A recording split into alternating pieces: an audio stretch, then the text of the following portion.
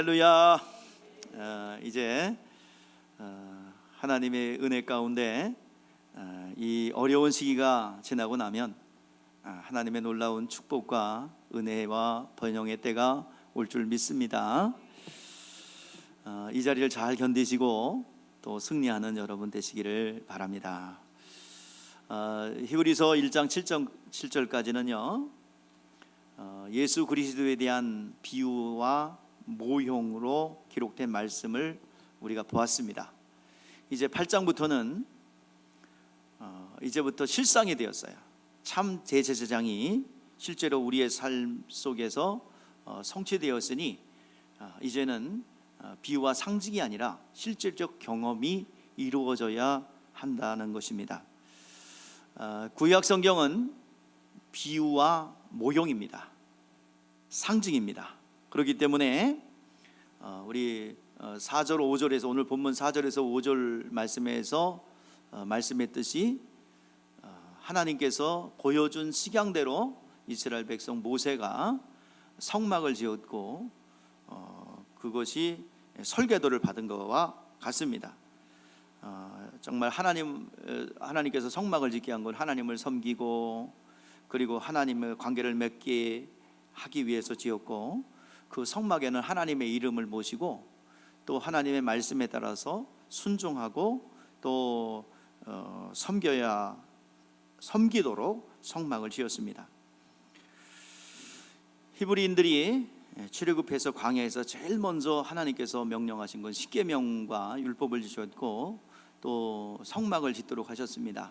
백성들이 자원해서 헌신하게 했고 애굽 땅에서 가지고 나온 금, 은, 보석과 그리고 모든 재료들을 헌신해 가지고 성막을 지었고 그 은사와 직임대로 또 그들이 가진 오홀리압과 부살레 같이 그가 가진 재능을 하나님을 위해서 헌신함으로 아름다운 성전을 짓게 했습니다.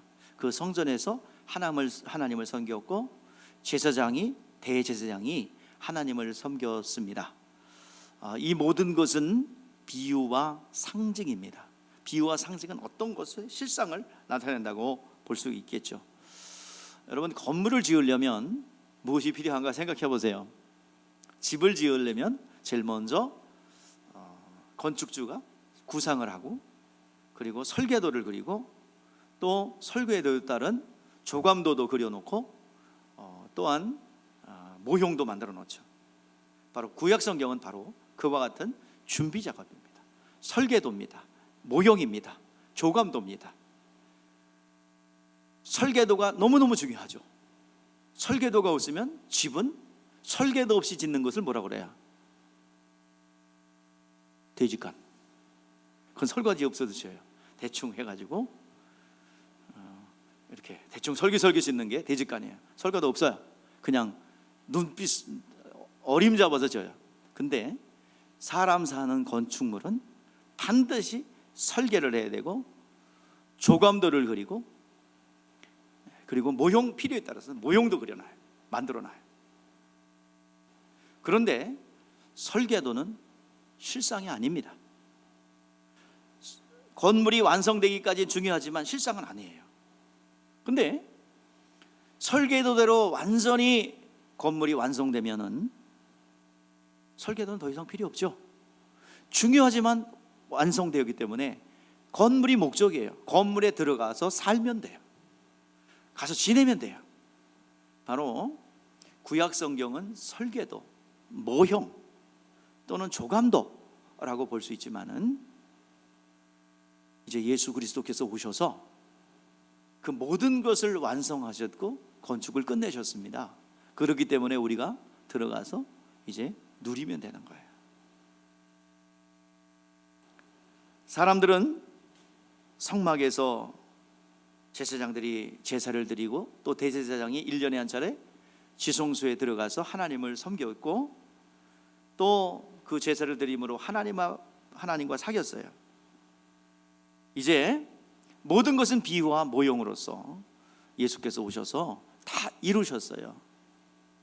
지금 예수님께서 이루시는 과정을 우리가 보면은 예수님께서 이 땅에 사람으로 오셨습니다. 인자 되신 예수 그리스도예요. 그리고 약속대로 인류의 죄를 다 짊어지셨어요. 나사렛이라는 동네에서 30년 동안 사시면서 그들의 가난과 그들의 고뇌와 아픔과 소외됨을 그 몸에 다 담으시고, 그리고 30세 때 제사장의 사역을 시작할 나이인 30세 때 이제 공생애를 시작하셨습니다. 하나님의 아들로서 공생애를 시작하셨습니다. 예수님께서는 인류의 모든 가난, 질병, 고통, 죄악과 그 결과물도 다 가지고 십자가, 하나님의 아들로서 고난당하시고 십자가를 지셨습니다. 그리고 부활하시고 하늘 보좌에 들어가셨어요. 지금 하늘 보좌에서 예수님 뭐 하고 계시는가? 예수님께서는 지금 우리를 위해서 뭘 하고 계시는가? 우리 요한 사도의 기록을 한번 보십시다. 요한일서 2장 1절 2절 시작. 나의 자녀들아, 내가 이것을 너희에게 쓰면 너희로 우리의 죄를 범하지 않게 하려 함이라. 만일 누구 죄를 범하든지 아버지 앞에서 우리에게 대언자가 있으니 곧 의로우신 예수 그리스도시라. 그는 우리의 죄를 위한 화목제물이니 우리만 위할 뿐 아니요 온 세상의 죄를 위함이라. 할렐루야. 또 그뿐만 아닙니다. 로마서 8장 34절 35절에 말씀하고 있습니다. 누가 정죄하리요? 죽으실 뿐 아니라 다시 살아나신 이는 그리스도 예수시니 그는 하나님 우편에 계신 자요 우리를 위하여 간구하시는 자신이라. 누가 우리를 그리스도의 사랑에서 끊으리요? 환난과 공고나 박해나 기근이나 적신이나 위험이나 칼이랴. 오늘 시간 예수님께서는 모든 것을 완성하시고 모든 인류의 죄를 대속하기 위하여 나사렛 삶을 사셨고, 그리고 십자가에서 고난당하셨고, 그리고 다시 부활하셔서 지금 하늘 보좌 우편에 계시면서 오늘 우리를 위하여 중보기도 하시고 우리의 대제사장 되십니다. 지금 우리의 대언자라는 말은 변호자라는 뜻이에요. 변호자는 계속 변론해 주죠. 이 사람 죄가 없습니다. 예수님께서는 우리의 변호자가 되셔서, 대언자가 되셔서, 내가 저를 위해서 채찍에 맞았나이다, 내가 저를 위해서 십자가에 피 흘려 죽었나이다. 저들의 하나님이 죄인을 바라보시고 이 세상을 바라보시는 진노를 거두시고, 주여 좀만 기다려 보시죠. 우리 전도자들이 갈 겁니다. 저 영혼의 마지막 종말의 때를 좀 연기해 주시오. 그래서 여러분들, 악한 사람 하는 사람은, 악한 짓을 많이 한 사람들은 오래 살아요, 빨리 죽어요? 빨리 오래 살아요? 섞이니까 말이 이상하네.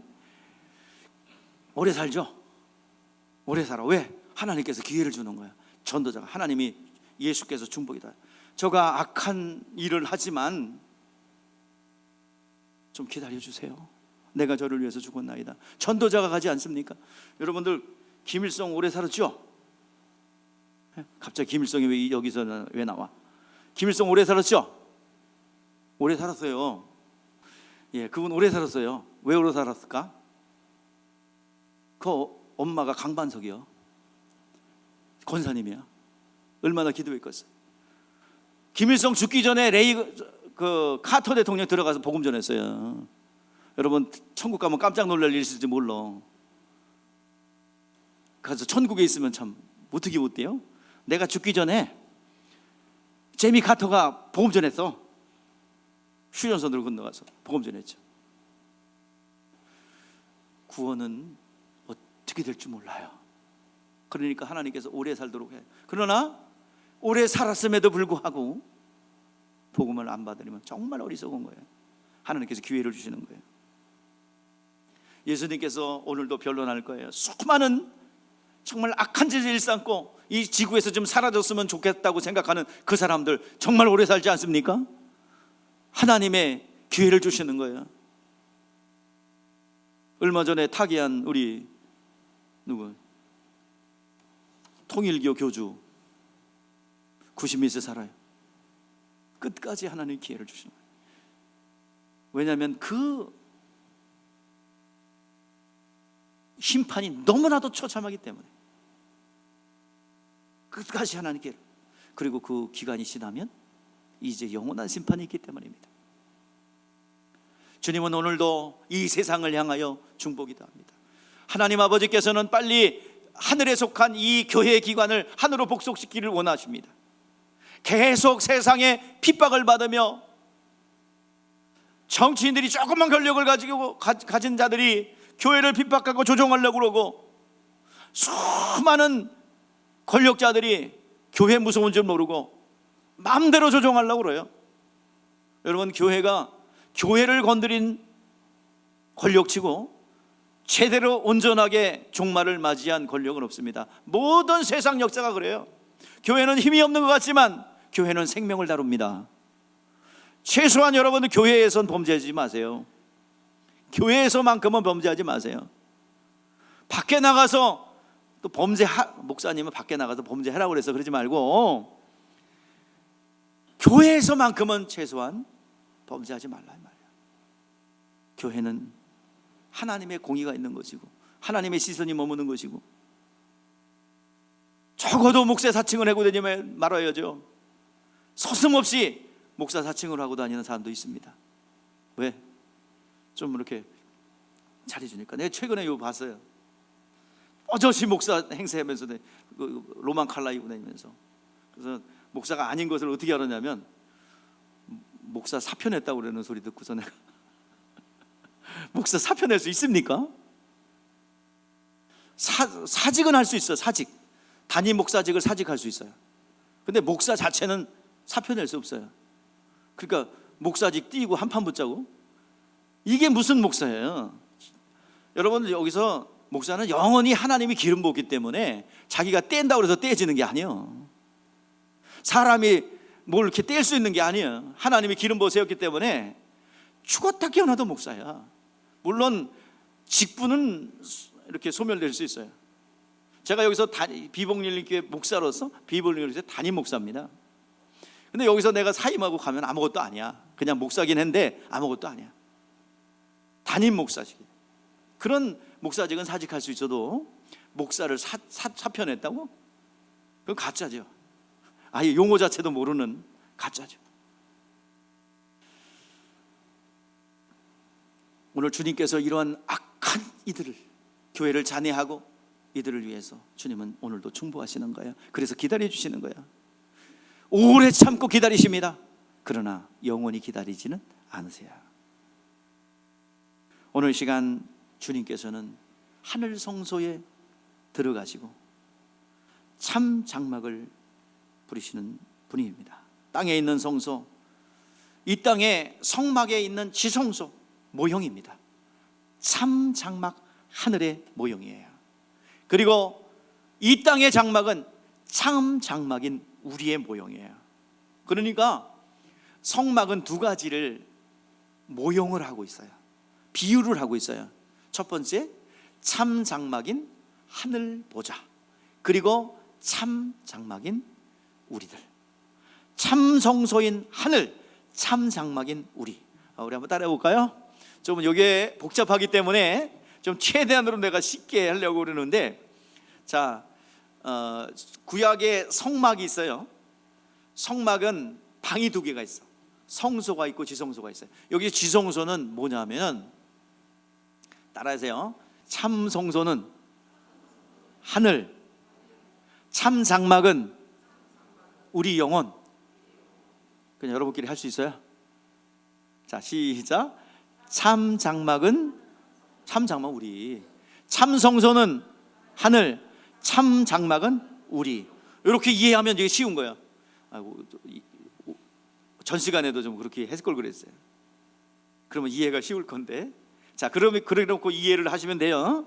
구약에 성막이 있는데 이 성막의 참 모습은 비유와 상징으로서 하늘 보좌에 들어가신 예수, 또 우리 안에 들어온 예수를 상징한다고 할 수 있습니다.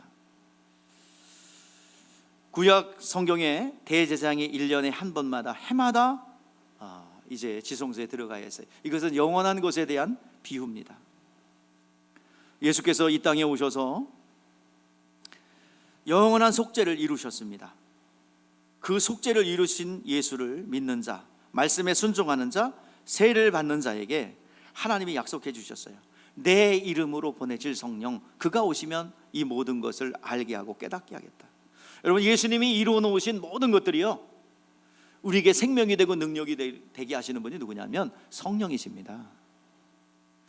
하늘 보좌에 들어가신 예수께서 우리에게 들어오시는데, 우리에게는 어떻게 들어오시느냐? 여러분, 예수의 나와 이름은 분리될 수 없지요. 내가 이름이고 이름이 나예요. 내가 없는 곳에서 내 이름을 가지고 누구는 어떻고 누구 어떻고 그러면 내 인격이 손상받는 거 맞죠? 내가 이름이고 이름이 나예요. 하나님도 마찬가지, 예수도 마찬가지입니다. 예수 이름이 예수고 예수 이름이 예수예요. 예수님이 이름이고 예수이고, 이름이 예수님이고 예수가 이름이에요. 분리될 수 없는 거예요. 자, 오늘 이 시간 인자 되신 예수님은 어디 가셨습니까? 하늘 보좌에 가셨어요. 근데 예수님은 우리 가운데 들어온대. 임마누엘 하신대요. 어떻게 들어오세요? 그 이름으로. 예수 그리스도의 이름이 우리 가운데 성령께서 가지고 들어오는 거예요. 그러니까 예수님은 하늘에도 계시고 우리 마음속에도 계십니다. 우리 설명하자면 우리 가운데 이름으로 들어가 계시고, 인자 되신 예수님은 하늘 보좌에 들어가 계시는 거예요. 오늘 시간 예수께서 참 성소에 들어가셨고 참 상막에 들어가 계십니다. 이것이 오늘 말씀의 핵심이라고 볼 수 있어요. 이제 하나님 말씀에 순종하여 세례를 받는 자, 세례를 통하여 우리는 그분 안에 들어가고 그분이 내 안에 들어오는 거예요. 그리스도와의 연합이 이루어집니다. 여러분, 세례 받으셔야 됩니다. 세례 받으셔야 그리스도와의 연합이 이루어지고, 그리스도와의 연합이 이루어진 사람에게 성령이 임하시는 거예요. 성령이 임하시면 예수께서 이루어 놓으신 모든 공로가 나에게 생명이 되고 능력이 되고 하나님의 자녀가 되는 권세를 얻게 되는 것입니다. 이제 성령이 우리 영혼에 들어오심으로 인하여 예수께서 이루어 놓으신 모든 것이 실상이 되고 능력이 되는 것입니다. 오늘 시간 우리가 불렀어요. 주여 하고 외쳤어요. 예수여라고 외쳤어요. 여러분, 예수의 이름의 뜻이 무엇입니까? 예수의 이름의 뜻이 뭐예요? 자기 백성을 죄에서 구원할 자입니다. 그래서 예수여, 예수의 이름은 용서의 이름이요 구원의 이름이에요. 그러므로 예수여 나를 도우소서라고, 예수여라고 부르는 것은 주여 나를 구원하소서, 나를 용서하소서, 이것이 예수의 이름입니다. 성령으로 내 이름, 성령은 그 이름을 내 안에 가지고 들어오셔서 그 이름 안에는 채찍에 맞으신 공로와 죽으신 공로와 가난케 되신 공로가 있어 나를 자유케 하고 나를 구원에 이르게 합니다. 여러분들, 두렵고 떨림으로 너의 삶의 구원을 이루라고 말씀하셨어요. 여러분, 가난에서 질병에서 여러분 벗어나야 합니다. 이걸 삶의 구원이라고 그래요. 우리의 영혼은 구원받았지만 삶에 여전히 어둠의 권세에 계약되어서, 어둠의 권세가 나의 생각과 감정을 사로잡아 이리저리 끌려다닌다면 진정으로 불행한 것입니다. 오늘 시간 예수를 믿어 구원을 받았어도 여전히 삶의 구원을 이루지 못하는 분이 있다면 오늘 시간 두렵고 떨림으로 너희 구원을 이루라는 주님의 음성을 듣기를 바랍니다. 다 따라해 보세요. 두렵고 떨림으로 너희 구원을 이루라. 할렐루야. 가난이 계속 반복됩니까? 질병이 끊이지 않습니까? 이 시간 예수의 이름으로 물리치시기 바랍니다. 오늘 이 시간 교회는 만유를 충만케 하는 충만이 있는 곳이에요. 에덴의 회복입니다. 에덴에서는 하나님의 말씀이 그 에덴의 중심에 있었고, 그 에덴을 중심으로 은혜의 강물이요 풍요의 강물이요 소출의 강물이요 능력의 강물이 흘러서 밖으로 흘러나갔듯이 오늘 이 시간 교회는 에덴의 회복입니다. 예수 그리스도의 말씀이 머물러 있는 이 교회를 통하여 여러분의 하나님의 풍요가 여러분 가운데 임하게 될 줄 믿습니다. 그리고 이 풍요가 열방을 향하여 흘러나갈 텐데 그것이 나의 통로가 되는 거예요. 오늘 이 시간 그 회복이 여러분 가운데 있기를 주 이름으로 축복합니다. 오늘 이 시간 내 안에 성전 삼으시고 예수 그리스도의 진리가 내 안에 들어오셨어요. 그래서 내 안에는 진리의 말씀이 있습니다. 그 배에서 생수의 강이 흘러넘듯이 밖으로 흘러나가는 거예요. 마치 에덴의 동산에 기손 비손 히데겔 유브라데 은혜 능력 소출 그리고 능력들이 막 쏟아져 나갔지. 오늘 시간 우리를 통하여 그 은혜가 이제 밖으로 흘러나가게 될 줄 믿습니다. 우리는 하나님의 자녀가 되었어요. 예수 믿어 하나님의 자녀가 되었습니다. 하나님의 자녀가 되는 특권이 있더라 이 말이에요. 여러분 하나님의 자녀, 여러분 하나님의 자녀가 되었습니까? 여러분들이 가진 자녀의 특권이 뭔지 아십니까? 잘 먹고 잘 입고 좋은 것 먹는 그것만이 있는 거 아니에요. 하나님께 이것도 주시지만 진짜 권리는 무엇이냐? 무한대로 용서받는 거예요. 은혜 받는 거예요. 100번이고 1000번이고 여러분 은혜 받는 것입니다. 세상 사람들은 다 손가락질하고 죽일 사람이라고 감옥에 집어넣어야 된다고 외쳐도 나를 두둔하시는 분이 누구밖에 없습니까? 예수 그리스도가 벌써 그렇게 나가면 어떻게 해요? 나를 변론해주고 나를 끝까지 용서해 주시는 분 누구예요? 부모죠. 바로 우리가 하나님의 자녀가 되기 때문에 우리는 늘 은혜 가운데 거할 수 있고 늘 용서받을 수 있어요. 몇 번이나 7번이라도 무한대로 용서해 주시고 또 용서해 주시고 또 용서해 주시는 하나님의 은혜입니다. 용서받는, 무한대로 용서받는 은혜, 우리가 하나님의 자녀됨의 특권입니다. 자녀기 때문에. 왜 혼내지 않죠? 자녀잖아.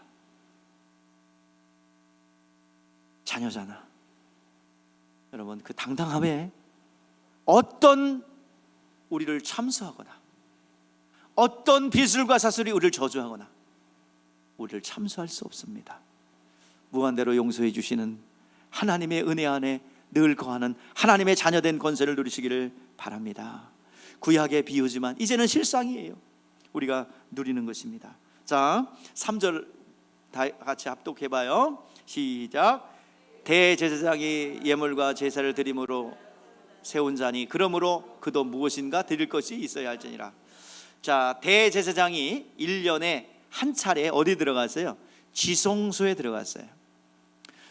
장막을 딱 들어가면, 성막을 들어가면 물두멍이 있고 어디 번제단이 있고 물두멍이 있고 그리고 성소가 있어요. 성소는 제사장만 들어가요. 그리고 1년에 딱 한 차례 대제사장이 지성소에 들어갑니다. 법궤가 있는 그 지성소에 들어갑니다. 1년에 한 차례 딱 한 번 들어가요. 그것은 영원한 세계에 대한 비유와 상징입니다. 단 한 번에 완전한 제물이 되어주셔서 모든 인류의 죄를 완전히 해결해 줄 예수 그리스도의 예언입니다. 그런데 딱 속죄일만 들어가요. 그때 뭐를 갖고 들어갑니까? 자, 2마리 양 중에서 제비를 뽑아서 속죄 양을 잡아서 그 피를 가지고 들어가죠. 피를 가지고 들어갈 때, 지성소에 들어갈 때 그냥 들어가면 안 돼요. 뭘 갖고 들어가야 돼요? 피를 가지고 들어가야 돼요. 왜? 피에는 생명이 있어요. 피에는 생명이 있어요. 그렇기 때문에 인류는 이미 죽었어요. 그렇기 때문에 하나님께서 피를 봐야죠. 사망을 보면 진노하거든요. 그래서 하나님께서는 생명을 갖고 들어와라. 그런데 인류에게는 생명이기 때문에 비유와 상징인 짐승피를 가지고 들어갑니다. 쫙 들어가세요. 그리고 그 피를 찍어서 하나님이 임재하신 속죄소 앞에 착착착 7번 뿌려요. 그리고 동쪽에다 또 7번 뿌려요. 그러면 하나님께서 진노를 거두시고 용서해 주시는 거예요. 하나님께서 용납해 주시는 거예요. 바로 이 참 성소, 하늘 보좌에 예수님이 들어가실 때 뭘 갖고 들어가야 됩니까? 역시 피를 갖고 들어가야 돼요. 근데 예수님께서 이 하늘 보좌 참 성소에 들어가실 때 피를 갖고 들어간 것은 짐승의 피가 아니라 당신이 피 흘려 죽으신 화목제물이 되어셔서 그 피를 가지고 들어갔어요. 예수님께서 자기의 육체를 찢으셨습니다. 육체 안에는 피가 있어요. 피와 살을 분리시켜 이제 분리시켜 하나님 앞에 화목제물로 드렸어요. 여러분들 피와 살을 드렸어요. 그래서 우리에게 뭐야? 희생하신 그 피와 살을 우리한테 먹으래요.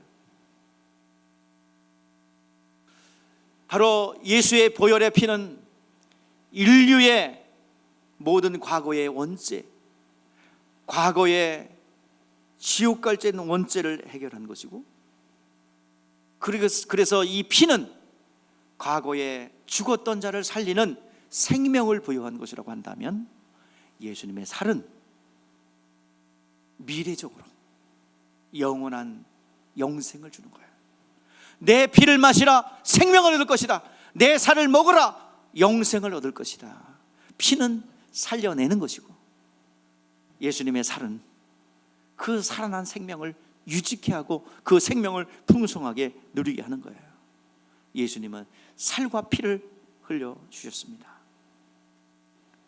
그래서 예수님께서는 자기 몸을 화목제물로 하나님 앞에 드리고 들어가셨어요. 화목제물. 이 예수를 하나님이 그 피로 이름으로 말미암는 화목제물로 세우셨으니, 이는 하나님께서 길이 참이시는 중에 전에 지은 죄를 간구하심으로 자기의 의로우심을 나타내려 하심이니 그랬어요. 오늘 예수님께서는 하나님과 우리 사이에 화목제물이 되어 주셨습니다.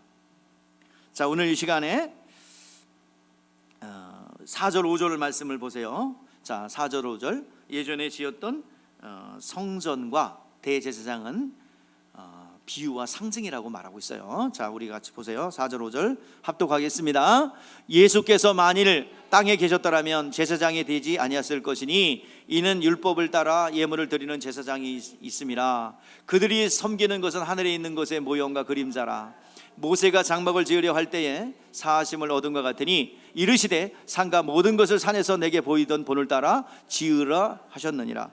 자, 하나님께서 예수께서 이 땅에 계셨다면 대제사장이 되지 못했을 것이다. 왜냐하면 이 땅에서는 누가 있어요? 제사장이, 레위 지파의 제사장이죠. 근데 하늘 보좌에 들어가시면서 멜기세덱의 반차를 따라 오신 영원한 대제사장이 되셔서 들어가셨습니다. 하늘에 계신, 하늘 성소에 계신 그분이 또한 우리를 성소라고 그랬어요. 자, 성막의 비유는 하늘 참 성전과 참 장막인 우리, 하늘 참 성소인 하늘, 참 장막인 우리라고 그랬어요. 그래서 하늘과 우리를 비유와 상징으로 나타낸다고 그랬어요. 자, 예수께서 하늘 보좌에 들어갈 때 들어가셨어요. 지금 하늘 보좌에 계시죠? 우리 가운데 어떻게 들어오셨다고 그랬어요? 이름으로. 누가 갖고 들어와요? 그 이름을 성령께서, 성령이 예수 이름으로 우리 가운데 들어오셨습니다. 그래서 예수님은 어디 계세요? 인자 되신 예수는 하늘에 계시고 그 이름으로 우리 가운데 들어와 계십니다. 그래서 영접하는 자, 그 이름을 믿는 자에게는 뭐가 된대요? 이름을 영접하는 거예요. 하나님의 자녀가 되는 권세를 주셨다라고 말씀하고 있습니다. 자, 광야에 지은 성막은 바로 하늘 보좌와 인간의 영혼을 바라보면서 모세가 보여준 본대로 지었다. 그대로 보여주신 대로 지었다 그랬어요. 그래서 성소 안을 섬기러 들어가는 제사장도, 그리고 성소도 다 비유와 상징이다 라고 말하는 것입니다. 자, 성소에 들어갈 때는 반드시 뭘 갖고 들어가냐면 성전세를 냈어요. 생명의 속전을 가지고 갔어요. 반세계를 냈습니다. 그리고 죄를 속죄받고 들어가야 돼요. 그래서 성소에 들어갈 때는 대제사장이 1년에 한 차례 뭘 갖고 들어가냐면 어린 양의 피를 가지고 들어가요. 양을 가지고 들어갑니다. 그리고 매일매일 여러분 우리가 범죄하잖아요. 그거는 뭐 갖고 들어가냐면 비둘기를 가지고 들어가요. 비둘기 피. 그래서 1년에 한 차례는 양을 갖고 들어가고, 매일매일 범죄하는 것은 비둘기를 가지고 속죄하고, 들어가기 전에는 이제 반세겔의 생명의 속전을 내고 들어갔습니다. 그런데 이게 각각 사함받는 게 다르거든요. 자, 어린 양의 피가 있어요.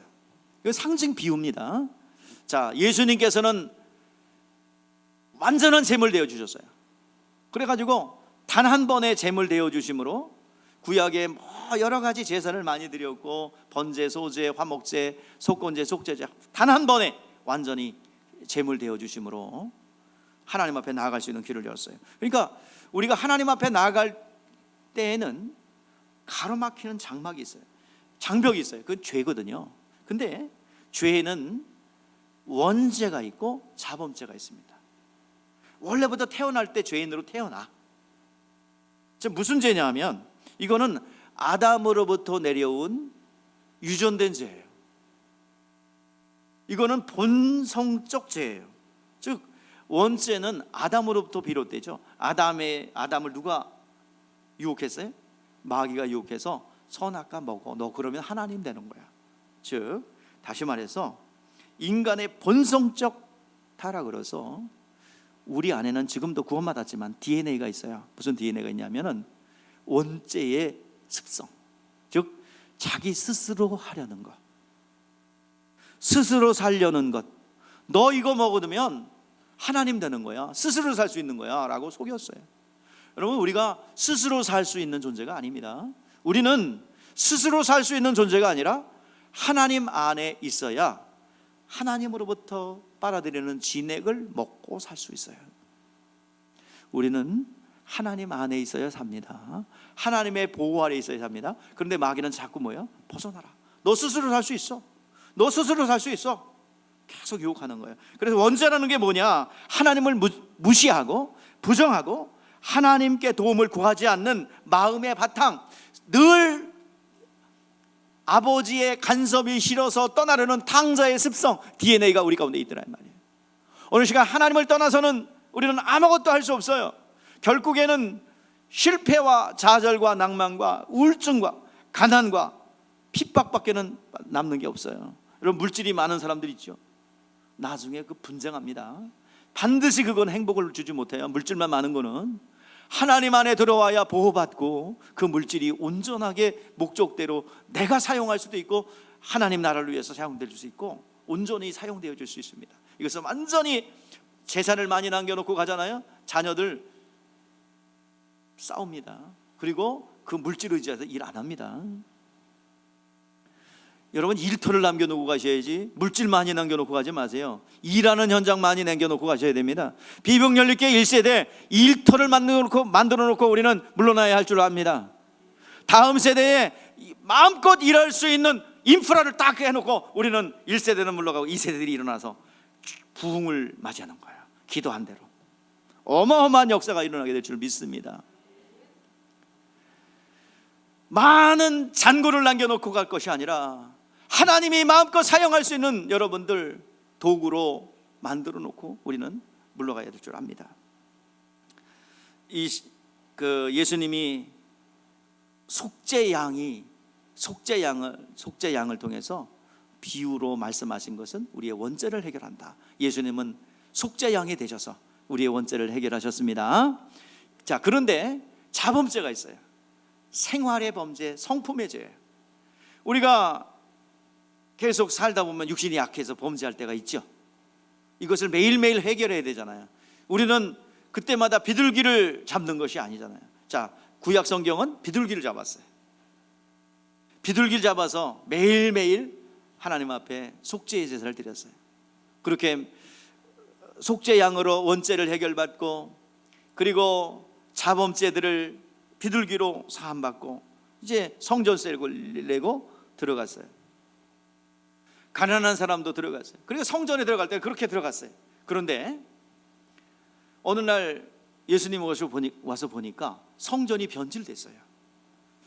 성전세계 반세계를 내고 들어가야 되고 비둘기를 드려야 되고 또 속죄 양을 드려서 이렇게 들어가야 되는데 어느새 멀리서 오는 사람들 외국 돈 갖고 오잖아요. 부족한 돈으로 하나님 앞에 성전세를 낼 수 없어, 내가 바꿔줄게, 10,000원짜리 받고 500원 나눠주고, 이런 거 똑같은 거예요. 그래서 2세겔 내면 1세겔 꺼졌는데 아야 바꾸시면 싫으면 말고 그냥 성전에 귀찮으니까 그냥 1세겔 내고 반세겔 받아갖고 내고 들어가요. 그러면서 많은 폭리를 취합니다. 그래서 예수님께서 그것을 보시고 요한복음 2장 13절에서 22절 말씀을 보니까 성전을 정화했어요. 그리고 예수님께서 놋근으로 채찍을 만들어 비둘기와 소와 양을 파는 사람들을 다 쫓아내고 돈 바꾸는 상을 들러엎으시고 이 성전을 헐라 내가 사흘 만에 일으키리라 라고 했어요. 예수께서 성전을 헐라고 말씀하신 것은 모형에 불과한 성전이 이제 쓸모없기 때문에 성전의 실상이신 예수님이 오셨어요. 그래서 예수님께서는 성전세가 되셨고 원죄를 해결하는 어린 양이 되셨고, 그리고 매일매일 속죄할 수 있는 성령이 비둘기처럼 임하는 비둘기가 되셨습니다. 그래서 이제는 예수의 이름을 갖고 나가면 되는 거예요. 이제는 성전 필요 없어요. 성전에 자꾸 들락거리면서 이제 정결해질 수 없어요. 이제는 진짜 거룩해질 수 있는 예수 그리스도 참 성전이 오셨기 때문에 율법은 길과 같고 길을 찾는 약도와 같아요. 그리고 설계도와 같아요. 길을 찾고 나면 약도는 필요 없죠. 설계도는 건물이 지어지면, 집이 지어지면 필요 없고, 마찬가지로 예수님께서는 참 성전이 되셨고 영원한 대제사장이 되셨고 완전한 제물 되어 주심으로 더 이상 성전에 들어갈 필요가 없어요. 예수 안에 들어오면 되는 거예요. 우리는 예수 안에 들어오면 정말 정결하게 쓰임받게 되는 것입니다. 자, 그래서 이제 성전을 헐라고 말씀하고 있어요. 우리는 성전 대신 예수 그리스도, 예수가 내 안에 들어오고 내가 예수 안에 들어가 하늘 보좌에 우리가 들어갈 수 있는 길은 예수 안에 들어가고 예수의 이름으로 들어가는 것이에요. 자, 우리 7절부터 12절 말씀인데 7절 보세요. 자, 7절 읽겠습니다. 시작. 첫 것은 그림자로 있었던 것이기 때문에 온전한 것이 아니기에 새 것을 요구한다 그랬어요. 그래서 첫 것은 완전하지 않기 때문에 새 것인 뭐야? 예수 그리스도를 요구한다 그랬어요. 자, 8절. 자, 시작. 그들의 잘못을 지적하여 말씀하시되 주여 주께서 이르시되 볼지어다 날이 이르니 내가 이스라엘 집과 유다 집에 새 언약을 맺으리라. 이제까지 이스라엘 약속은 레위 자손에게 대제사장의 직분을 주었는데 여기에 유다 집에 새 언약을 세운다 그랬어요. 율법을 따라 온 제사장이 마감되고 율법을 쫓아오지 아니한 새로운 유다 지파를 통해서 제사장을 세웠으므로 율법에서는 완전히 새로운 제도가 생기게 된 것이죠. 바로 예수 그리스도예요. 완성되었다는 얘기예요. 자, 9절 시작. 또 주께서 이르시기를 이 언약은 내가 그들의 열조의 손을 잡고 애굽 땅에서 인도된 날에 그들과 맺은 언약과 같지 아니하도다. 그들은 내 언약 안에 머물러 있지 아니하므로 내가 그들을 돌아보지 아니하였노라. 유다와 세운 언약과 이스라엘 레위에 세운 언약이 다른 점이 무엇이냐면 율법 아래에 있는 자들은 초등교사가 협박도 하고 채찍도 때리고 또 칭찬도 하면서 얼으면서 어린아이를 다루듯이 이렇게 율법을 통해서 왔다고 한다면 이제 복음 안에 있는 사람은 자유자예요. 이제는 하나님의 법이 마음 안에 있는 거예요. 그렇기 때문에 스스로 알아서 하는 거예요. 크면 알아서 하죠.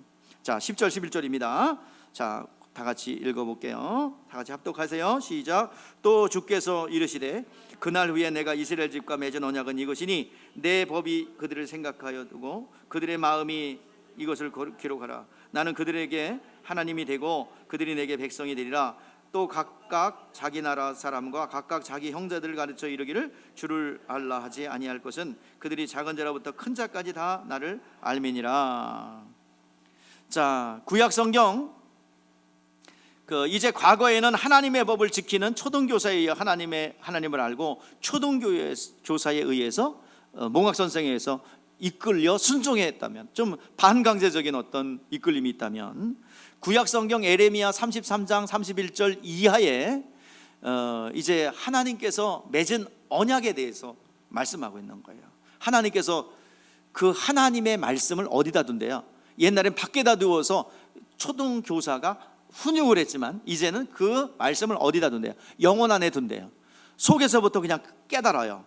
아, 이분이 우리 하나님이시다, 이분이 우리의 영원한 아버지시다 라는 것을 그냥 본인이 안더라 이 말이에요.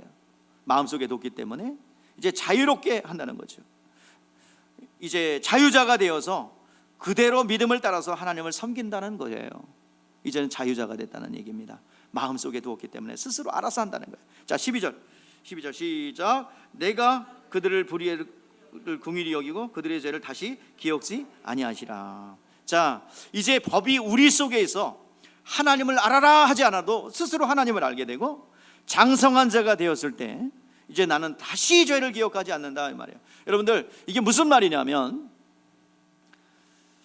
여러분, 죄가 있기 전에 뭐가 있어요? 살인이 있기 전에 뭐가 있어요? 미움이 있죠. 도둑질이 있기 전에 뭐가 있어요? 탐심이 있어요. 끊임없이 미움이 반복될 때 살인의 결과가 나옵니다. 끊임없이 생각 속에서 원수가 역사해요. 그래서 범죄가 발생되기 전에 뭐부터 발생하는 거예요? 생각. 여러분들, 우리가 죄를 범하게 되는 공식이 있어요. 마귀가 가룟 유다에게 예수 팔 생각을 넣었더라. 뭘 집어넣어요? 마귀가 생각을 집어넣습니다. 생각을 집어넣으면 딱 생각이 들어와요. 그걸 감정으로 느껴요. 그리고 의지적 결단을 통해서 저지르는 거예요. 그러면 성숙한 신앙은 어떠냐? 이 성령께서 딱 들어오시고 진리의 말씀이 딱 들어오기 때문에 생각 속에 딱 들어오면 벌써 거부 반응이 일어나요. 이거 마귀 생각. 전에는 그냥 내 생각인 줄 알았어요. 나의 그냥 어떤 우러나오는 감정인 줄 알았어요. 그러나 성령이 들어오면서 이거 아닌데 라고 브레이크가 걸려요. 그러면서 처음에는 괴로워요. 예전에는 그냥 동의하고 마음대로 했는데 지금 괴롭죠. 그래서 사도 바울은 뭐예요? 그 걸리는 문제가 너무 괴로워서 오호라 나는 공고한 사람이다. 이 사망의 모에서 누가 나를 건져내랴. 탁탁 걸리기 시작합니다. 그러면서 점점 승리가, 처음에는 넘어졌다 할지라도 점점 하나님의 말씀이 들어가면서 승리합니다. 하나님의 생각이 이겨요. 그래서 생각을 이제 성령이 충만하면 생각이 났을 때 떨쳐버리는 거예요. 혈기가 나오고 감정이 막 요동치고 음욕이 막 불릴 때 일어나고 어떤 내면의 유혹이 일어날 때, 여러분, 성령께서 생각이 드는 건 어쩔 수 없어요. 그러나 생각에 동의하면 안 됩니다. 생각에 동의하여 행동으로 옮기면 죄예요. 생각이 드는 건 어쩔 수 없어요. 그래서 여러분, 성령에 충만한 사람은 죄를 범하지 않습니다. 생각 속에서 유산을 시켜버려요. 생각 속에서 없애버려요.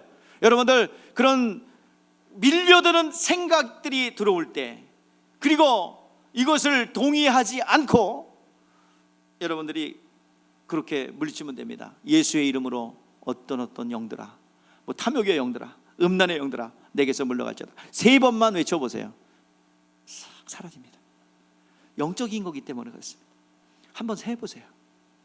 예수 그리스도의 이름을 영접하고 성령을 받았다 한다면, 예수의 이름으로 명하노니 나의 일어나는 불같은 혈기가 물러갈지어다. 불듯 일어나는 모든 음욕들이 사라질지어다. 사라질지어다. 사라질지어다. 3번 외치세요. 3번 외치서 안 되면은 4번, 5번 외쳐보세요. 눈 녹듯이 없어질 거예요.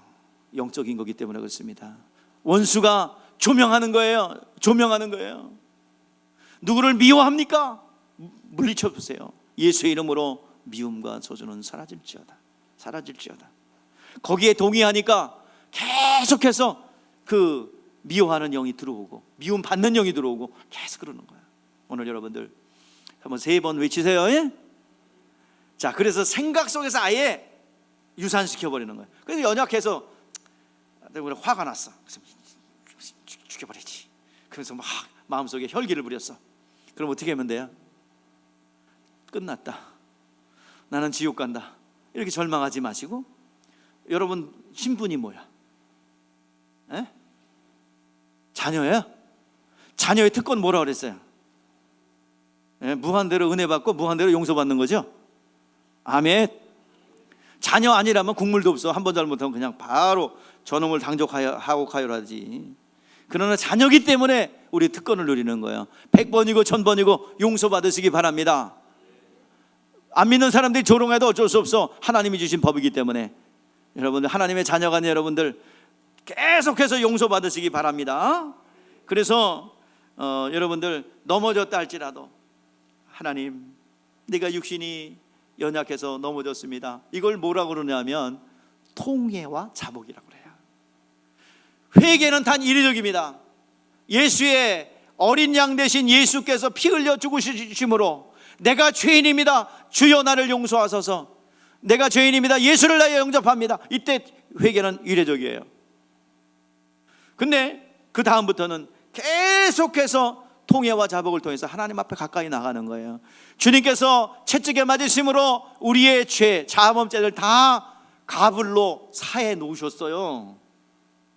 미리 사해 놓으셨다고요. 그러니까 우리는 예수의 이름 앞에 나가면 되는 겁니다.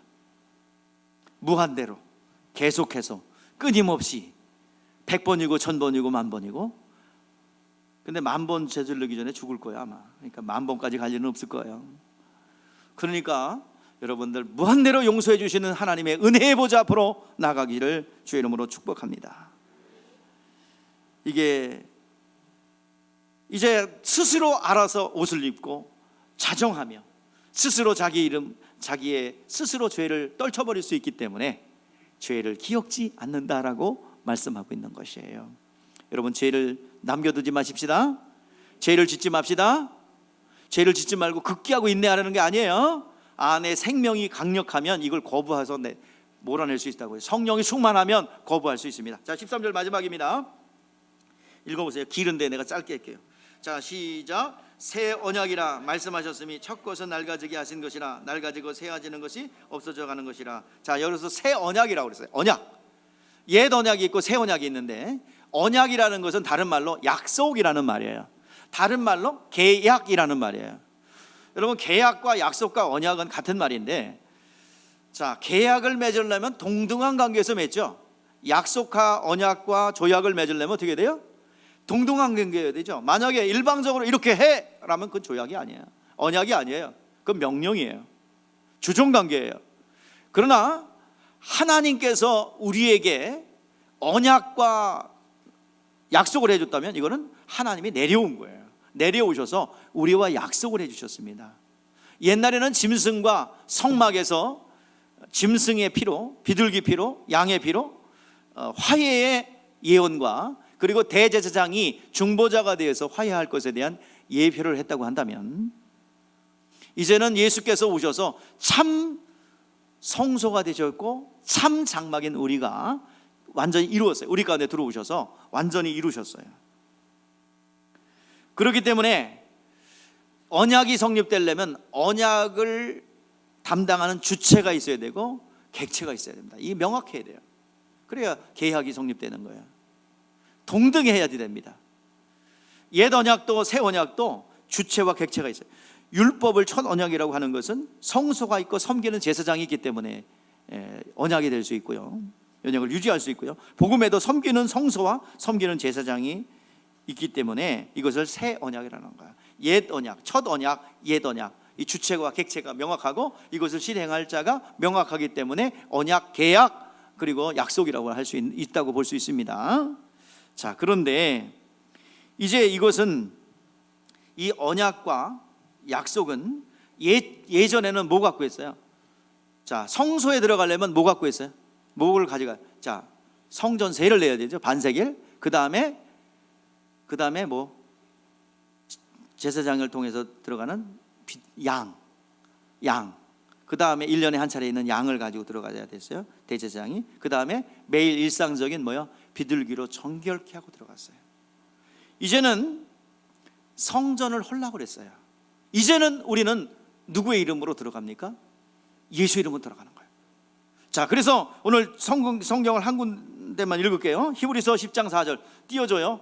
자, 우리 읽어보세요. 시작. 이는 황소와 염소의 피가 능히 죄를 없이 하지 못함이라. 이건 비유와 상징이에요. 자, 그 다음에 베드로전서 1장 18절 19절 시작. 너희가 알거니와 너희 조상이 물려준 헛된 행실에서 대속함을 받은 것은 은이나 금같이 없어질 것으로 된 것이 아니요 오직 흠없고 점없는 어린 양 같은 보배로운 피로 된 것이라. 성막에 들어갈 때는 뭐 갖고? 성전세를 갖고 은과 금을 갖고 들어갔죠. 그리고 어린 양을 갖고 들어갔고 비둘기 피를 통해서 정결하게 씻음 받고 들어갔어요. 그러나 이제는 누구의 피로? 예수 피를 가지고 하늘 성소에 들어갈 수 있고 그 하늘 성소에 계신 분이 우리 안에 들어왔고, 우리가 그 안에 들어갔으며 그가 우리 안에 들어왔어요. 우리는 천국에 들어가 있는 사람들입니다. 자, 누구의 이름으로 들어갔습니까? 예? 예수의 이름으로, 예수의 보혈의 실상이신 예수 그리스도의 이름으로 가지고 들어갔어요. 그러므로 우리는 하나님의 자녀가 되었죠. 신분이 뭐예요? 백성에서, 이제 백성은 하나님을 왕으로 모시는 아주 주종관계에 있습니다만은, 우리는 뭐가 됐어요? 하나님의 뭐가 됐어요? 자녀예요. 여러분, 자녀의 권세는 무엇입니까? 무한대로 용서받고 무한대로 은혜 받는 거예요. 오늘 은혜의 보좌 앞으로 담대히 나아갈 수 있기를 바랍니다. 우리가 누려야 될 것은 계속해서 용서받고 은혜 가운데 거하고 말씀 가운데 거하는 것이 우리의 특권인 줄 믿습니다. 그리하면 하나님 나라의 실상과 실존이 우리 가운데 임하게 되는 것이에요. 자연스럽게 가정에 드려졌던 가난과 질병과 사망의 역사들이 자연스럽게 떨어져 나갑니다. 왜? 하나님의 나라가 임했기 때문이에요. 오늘 이 시간 그것을 누리시기를 바랍니다. 신앙생활 극기하고 인내하는 게 아니에요. 신앙생활은 은혜의 보좌 앞으로 나아가는 것입니다. 연약하여 범죄했습니까? 무한대로 용서해 주신 은혜의 주님 앞에 나아가시기를 주의 이름으로 축복합니다. 또한 여러 가지 극복해야 될 문제가 있습니까? 진리의 말씀 안에 거하여 내 안에 진리의 생명이 들어가도록 하십시오. 그러면 이 모든 어둠들이 눈 녹듯이 사라지게 되고 하나님 나라의 실존을 경험하게 될 줄 믿습니다. 그 은혜의 보좌 앞으로 나가는 여러분 되시기를 주의 이름으로 축복합니다. 기도하겠습니다.